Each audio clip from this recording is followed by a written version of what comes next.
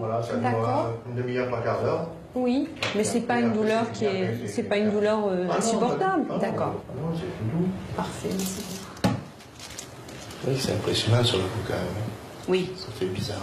Vous avez été surpris d'apprendre la façon dont les infirmières travaillent avec votre plaie? Ah ben sur le coup, oui quand même. Parce que je ne m'attendais pas à ce qu'on pouvait faire cicatriser avec du miel. Mais c'est sympa, c'est pas douloureux, c'est vrai que ça a l'air d'être très rapide. Nous, on a constaté sur maintenant de nombreuses années que l'évolution était vraiment très très intéressante. C'est pour ça qu'on l'utilise. Quand vous dites très intéressante, c'est-à-dire qu'on gagne pratiquement 8 jours. Un vrai remède de bonne femme pour lequel le personnel soignant a 25 ans de recul. À l'origine de cette initiative, l'intuition d'un homme, un pionnier, le professeur Descottes, aujourd'hui décédé. Ça a commencé avec le professeur Descottes qui nous a demandé, c'est dans les années 80, peu de produits, peu de dispositifs médicaux. Nos connaissances sur la cicatrisation étaient, je vais dire, un petit peu, bon, on reproduisait des gestes qui se faisaient, mais on ne comprenait peut-être pas forcément ce qui se passait quand on regarde aujourd'hui ce qu'on sait. Donc il nous a lancé sur cette piste avec le miel et il nous a dit allez, on part sur une recherche. Et voilà, un noyau dans l'équipe s'est vraiment motivé et passionné pour ce travail parce qu'il y avait le miel, parce qu'il y avait la cicatrisation et c'est parti comme ça. Il a en tout cas été miraculeux pour l'alpiniste Antoine Bonfils. S'il peut aujourd'hui marcher, c'est qu'il a instinctivement compris ce que ce produit pouvait lui apporter. Rescapé d'une ascension de l'Everest en 2008, amputé de ses 5 orteils, il a utilisé du miel de thym pour cicatriser sa plaie sous les conseils de ce professeur Descottes.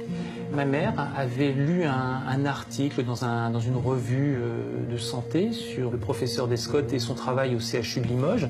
On a pris contact avec lui et à ce moment-là, il m'a envoyé un protocole et il m'a dit « mais vous savez, le miel est capable de vous aider dans la cicatrisation et vous pourrez peut-être même cicatriser 3 fois plus vite en utilisant du miel ». Et ça a été le cas? Et ça a été le cas. 1 an de cicatrisation lui avait prédit les médecins qui l'ont amputé, avec tous les risques d'infection que cela comporte. Là, en l'espace d'1 mois et demi, on a pratiquement refermé la plaie. Cicatrisation spectaculaire, mais aussi suppression des antidouleurs comme la morphine. Du jour au lendemain, on a arrêté la morphine. L'infirmière n'avait jamais vu ça de sa vie. 40 ou 35 ans de métier, elle n'avait jamais vu ça de sa vie. Alors elle ne savait même pas quoi faire. Parce que le miel avait travaillé à sa place. C'était miraculeux. On a commandé un pot d'1 kilo de miel de thym. C'est très drôle parce que je m'attendais à voir un pot arriver, un pot stérile avec, je sais pas moi, avec un opercule, quelque chose qu'il faudrait ouvrir et tout. Et pas du tout, c'était un pot de miel de cuisine fait par un apiculteur, du miel bio.